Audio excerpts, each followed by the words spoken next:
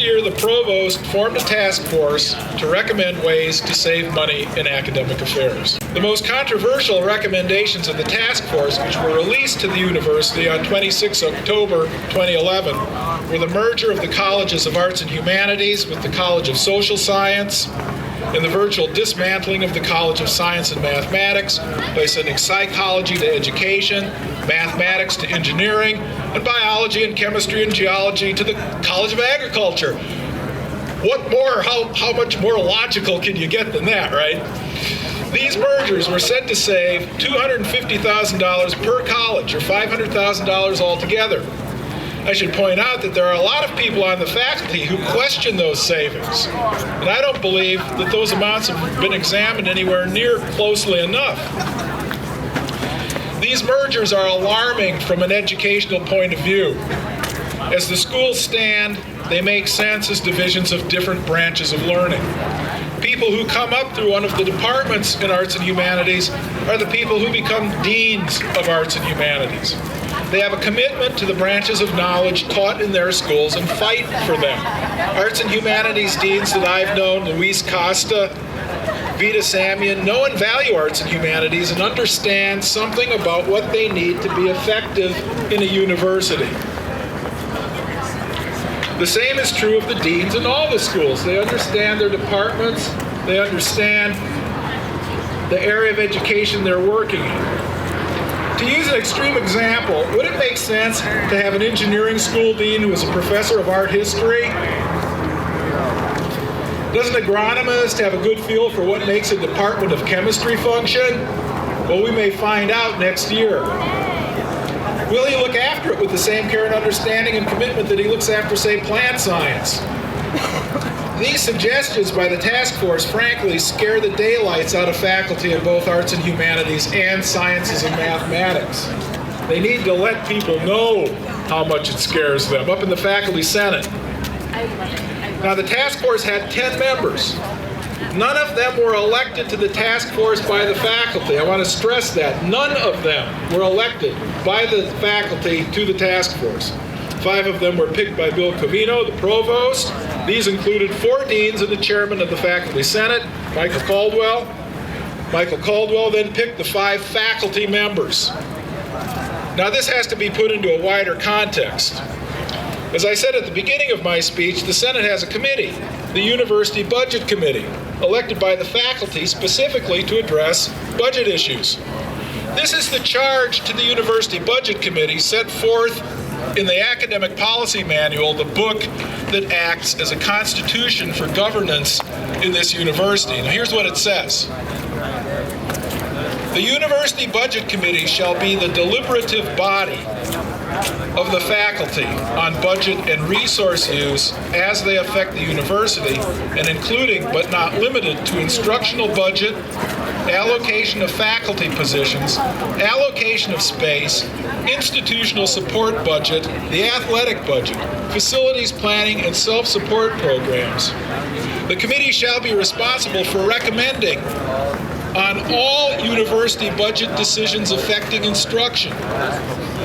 Note that it does not say there will be a budget committee and a task force. It says the University Budget Committee shall be the deliberative body of the faculty on budget committee and on budget and resource use, including instructional budget. Now, had Provost Covino wanted a democratically elected core for his task force, he could have used the budget committee and added 4 administrators to it. But the University Budget Committee has been cut out of the process entirely. The task force has not shared information with the Budget Committee.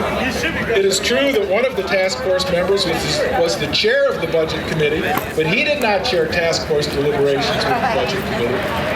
In fact, this year, the Budget Committee didn't even get the normal budget data that it usually gets. At the beginning of each school year, the Budget Committee is usually given the entire budget and how it was spent for the previous year. This year, they got zip. The Budget Committee has members who have great expertise in the budget and who have served on it for many years. Pedro Amaral from philosophy possibly knows more about how the budget actually works than anyone else on campus. He volunteered to be on the task force and was turned down. Why would they? i.e. the provost, Michael Covino, turned down our most knowledgeable colleague. The task force never met with the Budget Committee. It has never been made available to the Senate for a question and answer session. Although last semester the provost did hold open meetings at which the task force was present, little information was provided. Now I would submit that what Provost Covino and President Welty have done with the task force simply violates the clear rule of the Academic Policy Manual by replacing the Budget Committee, elected by the faculty, with its own picked task force. At the end of last semester, some of us on the faculty became quite alarmed about the dearth of information available. The week before finals, at one of the provost forums, I asked that faculty be provided with the same information that the task force had been given. Michael Caldwell rather testily assured me I'd be provided with the information the next day, if that was soon enough. I said that was fine. Over a week later, on the Friday after finals, it was received after 5 p.m. by Joe Diaz, the Associate Dean of Arts and Humanities. For a special committee in Arts and Humanities that has been trying to respond to the task force recommendations. What they got was a bare-bones budget sheet of what had been spent in academic affairs in the previous year, providing no explanation of what any of the budget categories really contained. Then you might say school adjourned, except that would be wrong because it had adjourned the day before. When we'd all have finals and papers to grade and holidays coming up, the faculty was effectively stalled until January. So over break, I started looking for other sources of budget information and checked the Fresno State website. Now, a budget book has been published for 2010 to 11, but it doesn't include final expenditures for that year, as do other budget books. It only shows the initial budget. It shows what they started with in 2009, not what they had spent by the time they got to the end of 2010. Excuse me, 11 is what 10 to 11. It only shows the initial budget. So we have had nearly 7 months now since the fiscal year closed. Fiscal year for us closes July 1st, doesn't it?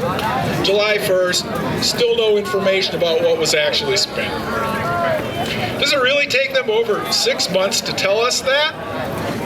The faculty as a whole was in the dark, as was their elected budget committee. I sent off a series of questions to Dean Vita Samian, who knew some of the answers but not all, so she referred the questions to Dennis Neff, the undergraduate dean. I was trying to clarify what was in those budget lines. Dennis Neff provided some of the specific information, but there are plenty more questions that need to be answered, believe me. Now, this is not consultation. I used to be a lawyer. I know an adversarial process when I'm in one. When you feel sick and you consult with your doctor for help, do you refuse to tell him your symptoms? Do you make him pull the facts out of you inch by inch? Where does it hurt? Well, gee, I'm not sure. You must have some idea. Oh, I guess it's my foot. Well, when did it start to hurt? Oh, last Wednesday maybe, but I'll get back to you in a week on that. Oh, come on, what happened? Well, I might have fallen down the stairs, but you'll have to check with my wife, okay? That's not consultation. Consultation is when one side really wants to give the other side information so they can get the other side's true opinion. This is an adversarial proceeding. This is what you go through when you're a lawyer and you're trying to drag information out of the other side inch by inch by sending them interrogatories, taking depositions, questioning hostile witnesses. You get the information. Eventually, maybe, if time doesn't run out. How do you get the result you want if you're an administrator and you want to make it look like you've consulted? Do you go to a democratically elected committee of faculty budget experts? No. You create your own task force. You pack it with administrators who can't say no if they know it's good for them. You try to find friendly faculty. You give the task force a narrow charge and tell its members that certain funds, like cohort hiring funds, are not relevant because they would be used for hiring in any case. You isolate the task force from faculty questions until it's too late in the game to do anything. And I think we're getting close to that point. Now, this is not to impugn anybody on the task force. I know some people on the task force, and there's some very good, honest, well-meaning, and bright people on the task force. But you can be channeled in that way. I've been on a few committees where I was channeled in that way. So what might John Milton tell the faculty, senate, and the students of Fresno State if he were here today? I think the first thing he would tell you is how lucky you are. Lucky to be in the United States in the year 2012, in the freest, most open country in the history of the world, where you can get on the internet or walk into the library and have access to books and information on a scale that Milton could not even have dreamt of. I think he would tell you that you're ungrateful fools if you don't put these resources to the utmost use in your own lives and become better citizens, more moral human beings, better students. Not just independent distinguishers between right and wrong, truth and falsity, but informed and conscientious distinguishers who use what they know to act in the world. I think he'd tell the faculty that they had done their students a disservice by not being better models of people who demand the truth, who demand their rightful role in getting the information that assures them a responsible voice in faculty government. Finally, I think he'd tell the faculty that liberty can slip away almost as soon as you've gotten it. You get rid of one group of censors only to find out that you've installed another. The price of liberty really is eternal vigilance. You have fallen prey to Prospero's disease, in which you've let your governmental duties slip to spend more time in your study, and you are about to be marooned on an island you may never get off of. Let me just finish with one last thing from my experience with my father reading The Thin Red Line. We actually had quite a fairly long conversation that night. We talked about the scenes of homosexuality in the book and various other things. And my dad said, you might as well know the truth. Boy, I tell you, that is one of the best things anybody has ever said to me. You might as well know the truth. And that's what we're aiming at. And when anybody withholds information, isn't generous with the provision of it, that seems to me to be a, very legitimate question to them. Why not? Why aren't you giving us details?